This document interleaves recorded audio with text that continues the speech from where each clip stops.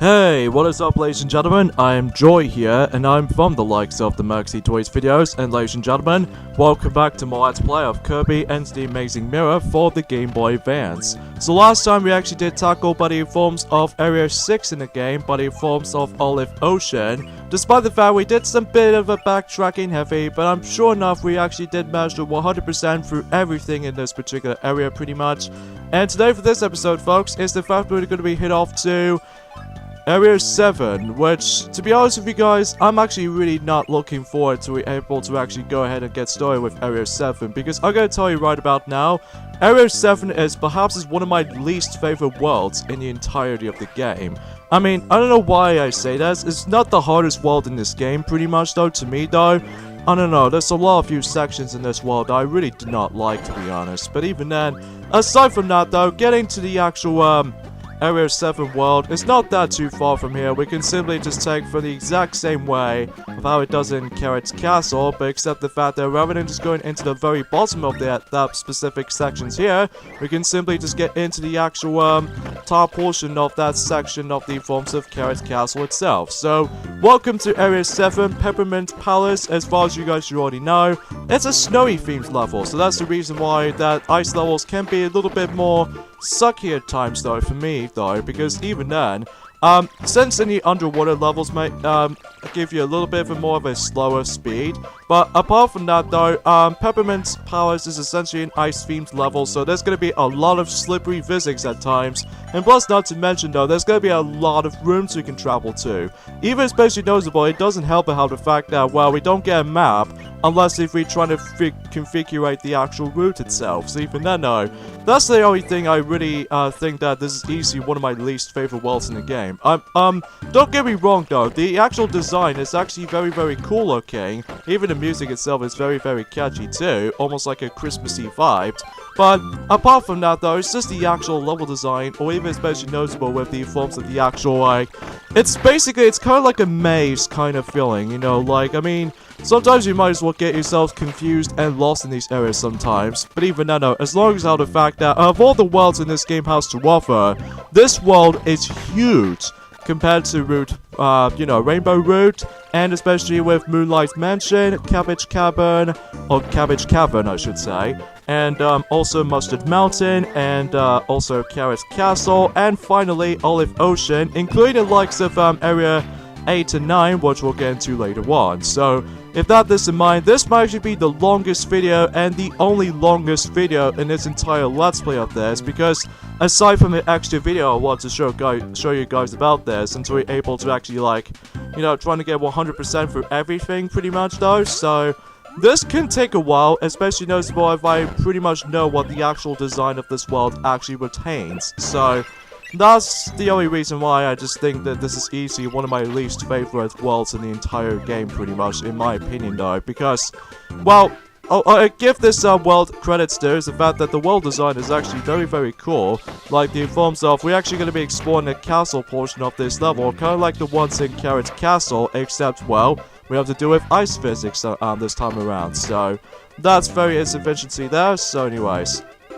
So yeah, this is the room that usually contains the actual map, but we can't get to that unless if we actually take the alternative route. So even then though, that's the only things that I should probably point things out, and oh man, I really hate this section right there, because we have to deal with a lot of slants here. In addition to those slants you have to deal with right there, this means you have to deal with a lot of sword knights, and especially with those really annoying roly-polies, because they're really unpredicted during time, especially with sword knights in this case, because they always try to able to unpredicted my attacks and all that stuff at times, and even then though, that's the only reason why I just really think this world is, you know, still is one of my least favorite worlds in this game pretty much though, at least in my opinion though anyway. Anyways, before we deal with bonkers here, I need to go ahead and get in here, because if we go in here, not to mention with the actual treasure chest was actually there, which actually contains another Kirby spray paint for actually changing our skin of Kirby. In addition to that though, if you manage to enter in here, we finally get ourselves not only the healing items, but also the treasure itself. So naturally, we've got the map right from the get-go this time. So even though that's the only good thing about this, so yeah, anyways though, and I apologize if my laggy frame rate is about to be happening right there. That's most likely because of how the fact that well, again, for some reason my computer's attempt to laggy all of a sudden again, which even though that can always really distract me pretty much. So, anyways though, speaking of the most unfortunate stuff in mind is the fact that, you know how the fact that a couple of days ago, ever since in the 24th of June, around 2 years ago, the game called Mario and Sonic at the Rio 2016 Olympic Games on the Nintendo Wii U, somehow the Wii U version of the game is going to be a lot more expensive compared to the, well, the 3DS version. I can assume this might be something to do with a small print run, so if that's the case, mind you, because even then, we still already got a game pretty much though, but even then though, we've already technically completed, and plus that game is significantly short compared to how it does it in any other Mario and Sonic at the Olympic Games, even especially noticeable in the forms of Festival Mode for Mario and Sonic at the Olympic Winter Games, and London 2012 Olympic Games for tons of replayability. But even then though, that I still really consider it to be the fact that still my top favorites in the forms of the Mario and Sonic at the Olympic Games series will probably have to be Winter Olympic Games. To be more specifically the Vancouver 2010 version, because, you know, something new to the table in addition to the introduction to the new playable characters back then in 2009. In fact, speaking of which, is the fact that the Mario and Sonic at the Olympic Winter Games, to be more specifically for the Nintendo Wii and Nintendo DS, those two versions of the game is almost 10 years old until next year in 2019. Jeez, I can't believe time actually flies. So, and speaking of such, is that I found a London 2012 of Mario and Sonic will have to be my second favorite Mario and Sonic in the Olympic Games department. The one in the middle will have to be the original games, and the bottom of the list will probably have to be like, I would say Rio 2016 on the bottom 4, but clearly because they actually add in a lot more playable characters and all that stuff. Although despite the fact it was actually a little bit more bare bones as you would think about it, just like in the forms of Mario Party 10. And in addition to that though, my least favorite Mario and Sonic in the Olympic Games department will have to be Sochi 2014 Olympic Winter Games. Most likely because of how the fact that, while it does feature online matches and stuff like that, which I do give that game credit to, but unfortunately though it's pretty limited in the forms of 4 events only. And speaking of such, I really despise the motion controls in Sochi 2014 Olympic Winter Games, because sometimes if it doesn't calibrate it very well, sometimes it just really throws you off. You're gonna have to keep on calibrating with your forms of the Wii Remote Plus peripheral, or in this case Wii Motion Plus peripheral, just like the ones in The Legend of Zelda Skyward Sword, and even Wii Sports Resort, and possibly SpongeBob Triple Square for the Nintendo Wii, pretty much. And then also in addition to Red Steel 2 for the Nintendo Wii, which I could assuming so for that anyway. Oh yeah, in addition to Wii Sports Club as well for the Wii U, which technically it's more accurately the HD version of Wii Sports the original, but with you know, wonky motion controls, because due to the Motion Plus peripheral you have to mainly focus. You gotta be kidding me. Oh my god, that's the reason why I just really hate this world so much sometimes, is because you can't really tell of where exactly where you need to go. And plus, not to mention though, that this world might take you forever to figure out where we're supposed to go. And even not to mention with the actual premises of the, or not to mention with it's too much emphasis on the forms of backtracking heavy. So if you miss one of those treasures out, then too bad for you. You can't go back to it, because as far as you already know, most of these little platforms, as you can tell from that little points of view, have the fact that we cannot, you know, clip for them, because you have to be forced to able to actually just go forward a little bit. So, oh yeah, I don't really think there aren't any treasures in this area. Yeah, there's no treasures to be found here. So, the only way we can find here is the forms of the Warp Star, which actually leads us to the final area in the game, which forms of Area 9. But of course, we haven't got to Area 9 just yet though, because we've only got about 3 more worlds left, excluding this world too. How the fact of the matter is, oh jeez, I'm having a hard time with Mr. Frosty right about now, even with my absence of the forms of the burning ability or even the fire ability. So, but as long as we don't get to Area 9 just yet though, so even then we need to concentrate on the forms of, you know, Peppermint powers. So that's the only mainly the case though. So, but other than that though, we've almost pretty much done with the forms of Area 7, at least for now though, because, oh jeez, there are so many ways you can get confused and lost in this place. Even especially noticeable if you get your right Kirby ability combination, or in this case just Kirby abilities themselves, then you should be fine for the most part though. But for your first time playing this level, or in this case in this world for the actual casual players, Jesus Christ, you seriously need to figure out where you're supposed to go, and not to mention how the fact that you need to able to actually use your guide to be able to actually go past for this particular world. Unlike any forms of any other worlds in this game that are self-explanatory, but even then though, this world is kind of it's kind of like a maze, which to me though, that's the only things I don't like about it. Hey, I have no idea what that's about, and stupid roly-polies. I hate those little enemies like that, because they always really throws me off, even especially noticeable with this giant slanted areas. And even then though that, you know, it just really just screws me up for that little some strategies involved here. Oh, Jesus Christ, man. Let's go from here, because I'm assuming we need to get ourselves... Oh, dang it. Oh, I hate that little mini boss fight. Although, truth be told though, is the fact that they are a little bit more different and original about these guys, but it's just, trying to able to deal with them is a little bit more random, I feel like. But even then though, let's try this again. And it's a good thing I managed to able to get my health back, just in case of how the fact that I won't able to actually lose too many lives and stuff. So yeah, let's get away from him from now on though. And oh Christ, that was close. Anyways, we got a maximum tomato though, so that's the only good thing. So oh yeah, another thing I want to discuss upon for this point, folks, and son of a... Why enemies sometimes? Why? Even especially noticeable, it doesn't really help how the fact that we have to deal with ice physics at times. Even though that you might accidentally run into those enemies so easily, because, you know, you have to deal with ice physics. Which even though that's the only things I absolutely despise this world by. Because of that, even then, because I just mainly give some ice levels in the forms of, let's just say, well, not so much for Mario games, because they are self-explanatory when it comes to ice levels, and even Sonic the Hedgehog games, and stuff of that nature, but when it comes to other games, mainly due to how the fact that you have to deal with this so much, even with ice physics at some points, then chances are you might as well get slipped all over the place, and not to mention you might as well easily run into enemies so easily, and not to mention, you're gonna get your bank corrupted with the forms of extra 1-ups at one point, which even now, trust me when I say this, it will happen. I mean, sure, this world is not so bad about it. I mean, the visuals do look very, very cool looking, because, you know, it's almost like a crystal palace of any sorts. And also the music is very vibrant looking, or the vibrant to listen to. But everything else is sort of like a maze, and sometimes it gets disorienting mess. Also, some tons of spikes you have to go ahead and get used to with these, because, trust me, there are a lot of spikes we have to come across into.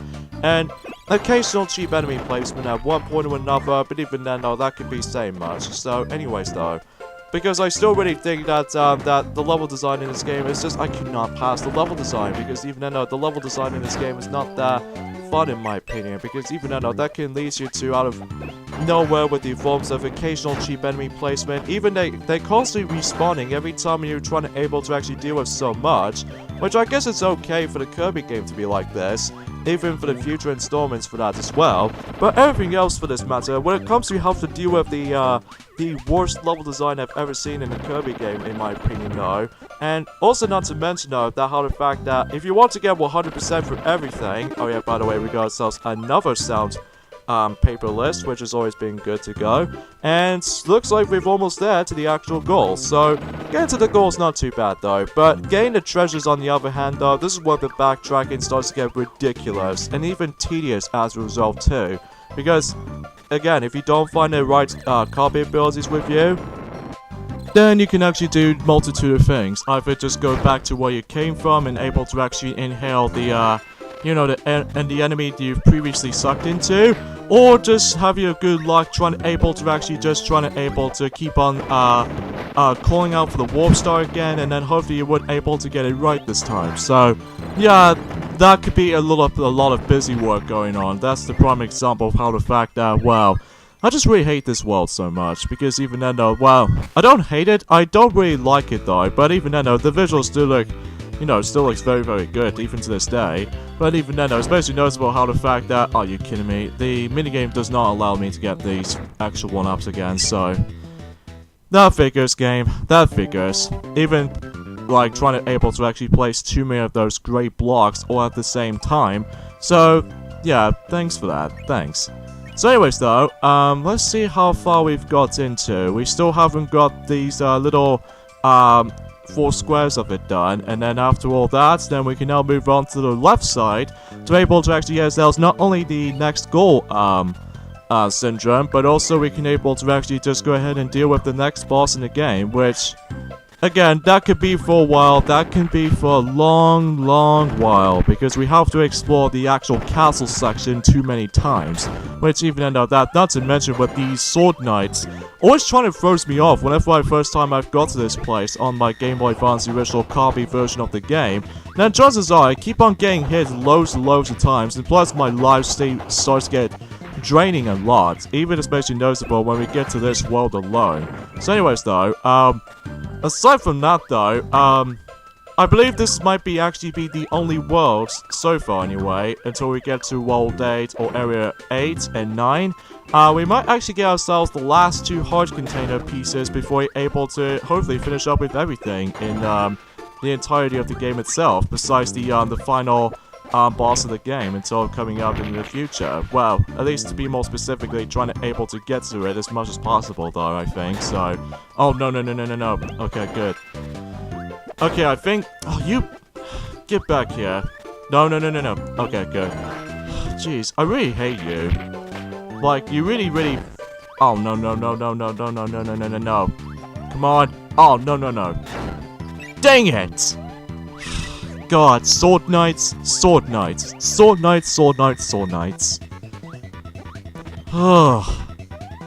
This can take a while. Oh, actually, I think there was actually not, a little bit of a alcove that we can see on above from the actual screen whenever we're trying to deal with bunkers or the actual boxer. I mean, every time when we're trying to get into those sections, these mini-bosses will respawn every time when you're about to be able to go ahead and do some more backtracking heavy, which, even then though, that's more primitive. When even then though, that could be so much more of well, almost like Super Mario Sunshine's difficulty to shame. Well, at least to me though anyway, so, I don't know what that actually leads me to, I wonder, but even then I just might as well able to double check on that as soon as we're able to go down here first. Yeah, there's also an alternative pathway we can get to, which I'm probably not going to do that because... I just really hate... Sorry, this is not my kind of thing today, because even then, we have to tackle for this world before you're able to do the most mandatory thing in order to actually beat the game. I can understand that for the actual worlds themselves, but it's just it gets really confusing and just almost like a maze environment to me though, because... Even then, though, it can get disorienting mess. Like, I really hate most of the enemies, like the forms of... I hate the, you know, I've mentioned this before, I hate these roly-poly enemies because they always try to run and get into on me. And, yeah, that's all I can really think about it, so that's the only thing. And I hate the sword knights, as you can see right there. And, yeah, because they can really blend in with the actual sword attacks, and... very easily, and sometimes I attempt to miss those attacks when I was trying to get them screwed up every now and then, which always can be a little bit of a bad thing in my parts. Yeah, I'm also able to actually just go ahead and obtain hammer again, but again, because of the actual nature of this world, that sometimes mini-boss fights will actually respawn, and that was absolutely cheap. Because of that, though, you just can't be bothered to stop. But at least I don't mind about the forms of Nightmare and Dreamland's difficulty for a small extent, because that particular version of the game of Kirby's Adventure on the Game Boy Advance is actually way easier than the NES version counterparts, most notably due to the actual reducing the size between the actual mini-boss fights themselves, so that's pretty obvious for this point here. Okay, let's get this let's get this out of the way, for you bonkers anyway though. There we go. And now let's go ahead and just hit back, and actually I might as well just actually go down quickly, and able to actually just go ahead and by the way, what's hilarious about this is that you can actually bypass those mini boss fights if you can't be bothered to fight them. So even then though, I don't know why I just keep on doing that. That's most likely because there's nothing more to it when it comes to able to actually deal with this for the most part though. So even then, that makes it a little bit more obvious with that little point of view. But hey, at least we can able to actually just go ahead and do those little kinds of stuff like this for that nature. So anyways though, let's go ahead and just, we need to use hammer for this, or stone Kirby ability, it depends on what abilities you're using. And stupid little, Pinguy. I can't remember what these enemies are known for. But hey, we got ourselves another music sheet here, so you know that we've practically almost done with the actual castle section, and if we've done that completely, then we can able to actually finally moving on to the ice cavern section in the forms of Peppermint powers. So, but as you expected, it begins with a P every time when a little letters is about to be, you know, have its own beginnings there. So even then know that, yeah. I'm pretty sure it might do the exact same way before we're able to actually get to Kirby Mouse Attack as well. And especially noticeable with the future Kirby games in mind though. Well, even then, we'll might as well find out until we're able to get to those future series in due time. So anyway, so let's go up here. And now we can actually just go ahead and just do more things. Besides, we've already activated that one treasure chest from over here. And hopefully we'll get everything else done. And there's another treasure chest here, contains a 1-up. So, as I expected, I need to get my extra 1-up back. So, that's the only good thing about it. Alright, so here goes nothing. Son of a... Oh, that didn't work either. I will admit though, right away though, is that the, one of these enemies I hate the most in the forms of this game in particular is the fact that we got droppies because they was trying to nick my Kirby ability power up, and especially noticeable I just really hate those roly-polies. And not to mention with those mirrors, if you don't react to in time, then chances are you're probably not going to get into the actual next section of the actual levels themselves, which even then, that can give me a lot of backtracking heavy pretty much though, and this is way too freaking tedious at times, at least in my opinion for this particular world itself. But on the plus side though, we got a hammer though at least, and it's a good thing we need to use a hammer or fireball, depends on what Kirby abilities you're using, because that way it will actually destroy these little grey hard blocks. And that way we get ourselves another treasure chest, so there we go then. I think that pretty much does it from that. And I'm pretty sure enough though, with the forms of the other room that we actually did explore in, we basically got ourselves every single treasures in that specific area alone, so that's the only good thing about it. So anyways, I think we've already explored this part of the actual castle itself already, so there's no point getting into that though. So let's just get into the actual top part of the actual castle just to get this over with before we move on to the ice cavern parts in the forms of this world in particular. So I kind of wish I just wasn't able to keep myself my Smash Kirby ability, but even then though, that I have no idea why I'm entering here. That's only because of how to...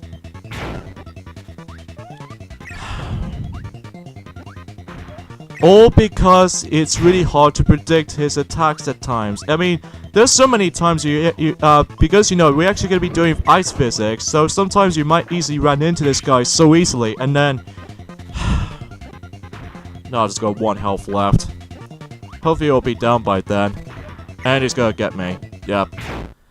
I know that anyway though, because I can still like, I hate these guys. I hate these boxers. I literally cannot stand how hard these enemies can be. It's only because, not only because of my, sometimes my game attempt to lag every now and then though, or even when I'm playing on the Wii U version of the game, it's because of the aspect of the forms of how the fact that with the unpredictable enemy patterns, or the lack of unpredictable enemy attacks. I mean, that's the only thing that always throws me off at one point, because otherwise I will notice something is about to be happening with the forms of the actual enemies themselves, but chances are I might as well able to actually get a hit a lot, or even just, well, because of how the fact that the actual enemies themselves in this game is a goddamn death wish, because these guys can either hit hard or pain in the butt to dodge, or the actual premises of the forms of how the fact that it's really hard to predict them. Like, even then though, this wasn't exactly like the forms of any other Kirby games. If you get it right for the first time, or you'll just fudged.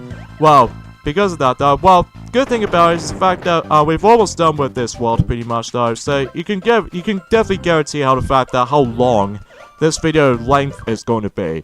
But I'm really hoping that in Area 8 and Area 9, doesn't take nearly as long as this world does, because I can guarantee I just really... Well, until after this world is finished, I'm probably not gonna touch that world ever again. Anyways, there we go.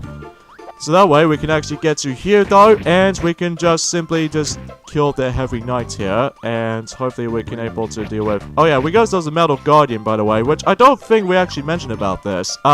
He constantly hovering around all over the place. You can attack him if you want, but it's something's worth mentioning though for that anyway. So we got ourselves a next paint spray for Kirby, so it's nothing that major to deal with right there. So we've got one more treasure left in the actual castle itself before we're done with the castle section in the forms of Peppermint powers. Jeez Louise. And sometimes you're gonna have to keep on constantly warping for those, you know, going back into the forms of the actual hub world. And again, it's just a lot of busy work. That's all I can really say about this though for the most part though, so... But honestly, it's a decent run through, I will admit though right away with this world in particular, because again, there are a few times though that stupid little sword knight that just always kills me right there. I mean, that is the worst though. I can't predict enemy predictions. I cannot judge the actual enemy predicaments from the attacks. I mean, I don't have any issues with that for that particular point noticing, but I mean, sure you can get away with the end, but it just feels a little bit more unfair at times. Anyways though, if you go here, this will actually takes you to the alternative path to get to this particular room here, in case if you couldn't tell already. So, nothing major, but that is something worth mentioning, so... Oh jeez, this place almost kind of reminds me of the forms of the dungeon or the actual temple by itself, by the forms of the Legend of Zelda Ocarina of Time. There's one dungeon in particular, or the one temple in the game I should say, by the forms of the water temple from Ocarina of Time. And even especially noticeable with the ice palace from A Link to the Past. That in Link to the Past, in the forms of the Ice Palace, they also have to deal with the ice physics at times, which even then though, that could be something worth mentioning though, because there are so many goddamn rooms, and not to mention with these ice physics you have to deal with there before you're able to actually notice something like this.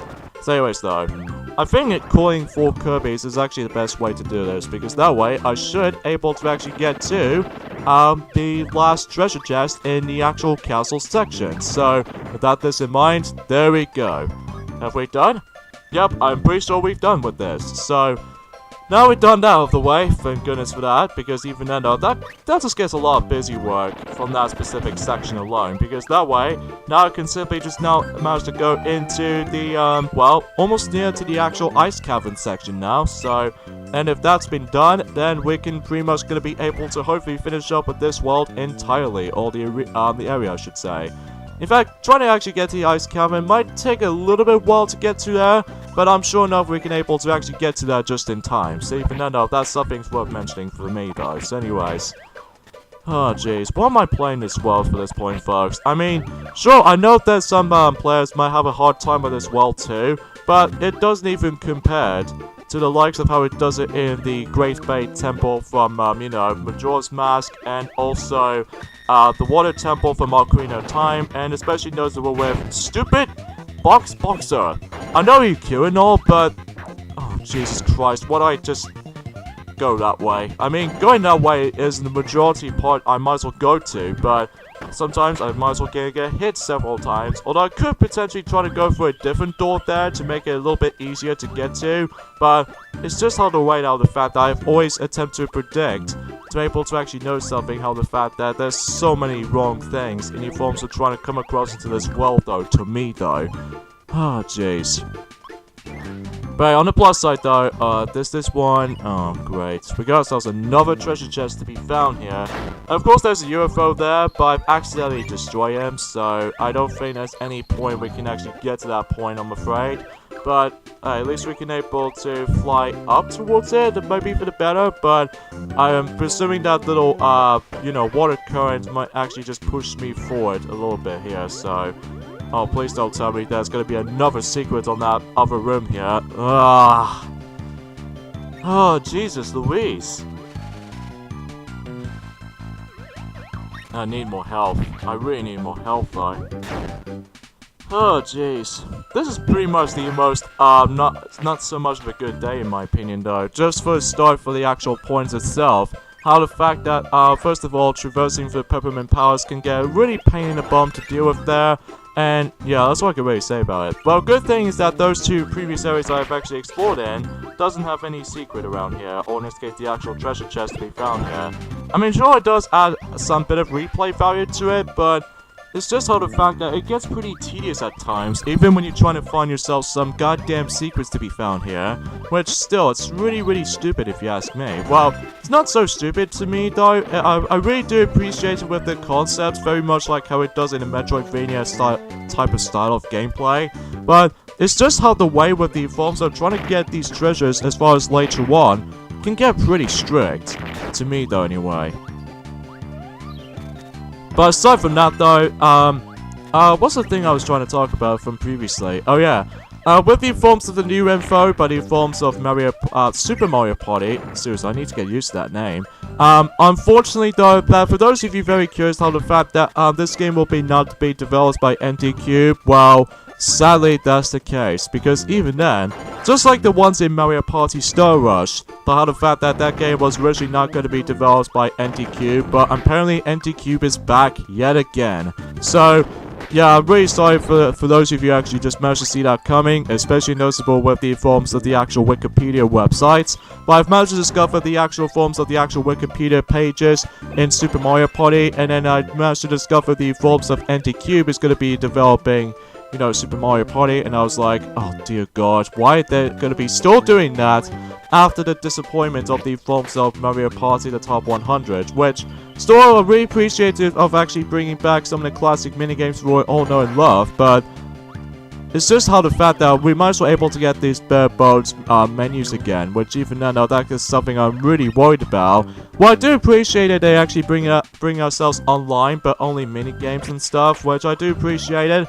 But unfortunately though, that NT-Cube is going to be taking over with Super Mario Party again, which that happens the 6th time in a row ever since 2012, which is about 6 years ago, whenever they first made Mario Party 9, which I don't mind it, but it's just the car mechanics that really screwed the actual fans out there. And even especially noticeable with the forms of Mario Party 10. And as for Island Tour, it's alright, but even then though, that it's just how the way the fact that it's going to be bringing us some luck-based elements to the mix. And also by the forms of the actual board structure is alright, but even then it's just one of those things how the fact that some of these mechanics in the forms of, well, just the majority of the board's rules, it always feels a bit more, I don't know, convoluted. I don't know about you, but even then, yeah. And while Star Rush is really good, but probably the goodest NT-Cube Mario Party title to be released so far, but it's just how the way the fact of the matter is that how the fact that they have like lesser amounts of minigames compared to any other NT-Cube Mario Party titles, even compared to Mario Party 9, Island Tour, and especially Mario Party 10, and even the Top 100. But hey, on the plus side though, is that Super Mario Party might get 80 plus minigames or something like that. It all depends on the final release of the game.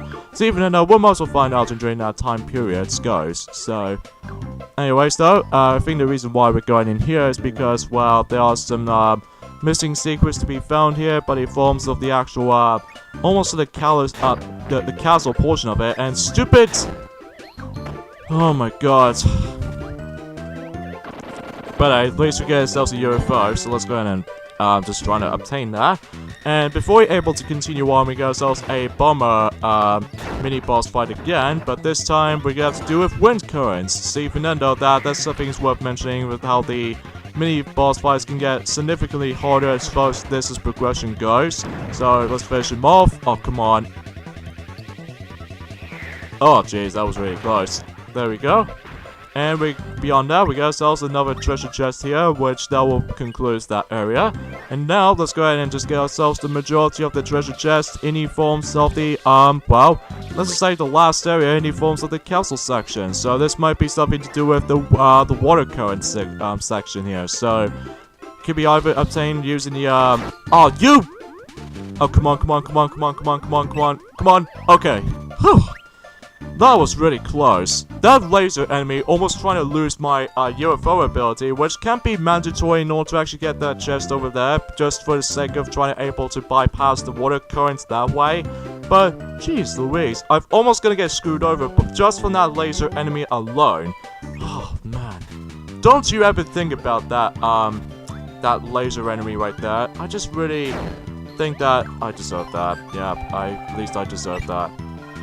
But, regardless of everything else, we are done with that castle section. Oh god. I would never gonna have to explore that area ever again. At least to me though, for my life. But anyways though, now we're done with that. Let's go ahead and explore from the majority of the Iced Caverns section of Peppermint Palace. So, but again, there's not much else for me to talk about for this point, folks, because, well, it's just a shame now the fact that ND Cube is now going to be taking over with Super Mario Party, which I know for the fact that a lot of fans out there were getting tired of the forms of ND Cube is going to be able to continuously to release that. Well, I don't know for that year, but I'm still excited for the game, don't get me wrong, because of bringing back the classic elements of the Mario Party series, which is a good thing. And also there's no car mechanics, which I do appreciate it, which even though back in 9 and 10 that makes every single fans out there to be slightly disappointed, and all that stuff and shenanigans to be like that. Well, usually that some people usually got disappointed there was only one game board in you know, the top 100, just because of how the fact that that's all about minigames focused in the top 100. But I'm really hoping that it does not bring just one board in the forms of Super Mario Party, and if it does, then it'll be a rushed out project again, which I'm really hoping they're going to be bringing us to ourselves multitude of boards and stuff like that for that nature, but we'll see what happens there. We'll definitely see what happens there. So, but on the plus side though is the fact that we still got 4 months to come before that game, the final version of the game is about to be released for Super Mario Party anyway. So anyways though, let's go ahead and obtain the stone ability and we can just slide down the ice. But at least I don't find the Ice Cavern section to be that as complicated compared to the castle section, because you have to do a lot of backtracking heavy, which even then though, that could be something worth mentioning for that kind of stuff. Like, I couldn't imagine if I was trying to figure this crap out. I mean, it's worse than the likes of Metroid 2, Return of Samus for the Game Boy, because there was no in-game map or anything like that. Or even not as bad as like Shadow Gore for the NES, because that game just, what I've noticed, well, I haven't really played Shadow Gore for the NES or something like that. For what I've heard from internet viewers out there, that well, I don't know about you, but anyways though. Alright, so we've got to like fan again, so time to use some of these bombs to able to destinate him. So hopefully we'll get everything else will be in checked. Come on, there we go. And let's go ahead and kill him. Well, we'll just simply leave him die. And able to get the treasure chest here. So yeah, that's about it for that specific area. And now we can able to get to the boss arena in the forms of, well, Peppermint Palace. I mean, yeah, sure, this level's ridiculously hard in my opinion, and still is one of my least favorite worlds in the game, because, you know, it's a little bit confusing at times. To be able to actually not just trying to configure, to trying to navigate for the actual castle itself, but also trying to able to figure out what the correct Kirby ability we need to use from. And also the actual ways of how the fact that this particular world, or the area I should say, has a crap ton of rooms to explore through. Which I know it's a little bit open world feel to it, but it's just the fact that, well, the yellow blocks doesn't really help with the actual visual structure of the forms of the map itself. Well, at least as far as I think it is. Alright, so now it does it for that section here, and now we can move on to the boss area now. So even then though that, well, we still haven't completely done with the forms of the actual world itself. In fact, let me double check of any single shiny parts of the actual world itself that we've accomplished. In fact, we've only got 4 more sections to go until we're able to hopefully finish it up with Peppermint Palace, and then we can simply move on to Area 8 in the forms of, well, Radish Ruins, which we've technically already come across into ever since, you know, the secret switch liver from the forms of Carrot Castle, but we haven't explored that world entirely though. But even then though, really be very curious to able to try that world out. So even then though, really very excited about that. So anyways though, let's go ahead and just toss the bombs right at these waddle doos and all that stuff. And things should be explanatory, well, except these little droppy enemies. They always really throws me off at points. But still, I don't know about the viewpoint for this point, folks, but it's just that this world is not my kind of thing right there, and I apologize for the fact that I've accidentally knocked into something, so even though I do apologize for that, but at least we're able to get this world, this area done and going. So, anyways, I don't really need a bomb, honestly, because, well, let the actual thing speak for itself. So, anyways, though, let's go and explore this particular portion of the area now, and just get rid of you, roly-poly, just because I just really hate you. And, hopefully everything else will be doubly checked in here. Although, of course, we do need to get ourselves the, stone or hammer ability for this particular, knob we can able to actually get to, even right next to the maximum tomato, because, well, we need that for specifically trying to able to get to the next treasure right here, so... But at least it's not that complicated, and that Batty does almost trying to get me. But hey, on the plus side though, we've become invincible for the entire time, and we've got ourselves our next Kirby spray paint. So, and I believe that pretty much does it with the forms of, well, Peppermint's powers when it comes to treasures themselves, because I believe the majority of the remaining rooms is going to be most likely straightforward. So even though that could be something worth mentioning though. So I'm really glad that this world is almost about to end, which to me though, that because, you know, I just really think it's not that bad of a world, don't get me wrong, but it's just that it just feels kind of frustrating whenever you're trying to deal with ice physics at times, mainly these enemy contacts with the forms of the, well, ice physics or ice momentum you have to deal with there, and it just kind of feels a bit more busy work, as far as I've mentioned this before. But anyways, if we get in here, we got ourselves not only healing items, but also a 1-up. So we've almost there to the 50 1-ups count. So, geez, I can't believe it's going really, really well here. And I keep on getting hit by these enemy contacts here and there. And that's alright, because we've almost there to the actual boss room. So, oh jeez. Can't you really tell how the fact that this video has gone long enough as it is? Because even then, though, it's almost like a giant well to me. But I'm sure enough until we get to like Area 8 and Area 9, things can get pretty straightforward though. As far as the actual things are concerned, well, at least until we get to the, well, the final points of the game that we can able to get this game finished. Before we jump into like the next Kirby game in the lineup, which is Kirby Mouse Attack until next month. But you know. So here we go with the forms of the next boss fight in this game, which is the forms of Wiz, which is pretty interesting, but again, it could be really annoying because of the actual stupid enemy behavior system.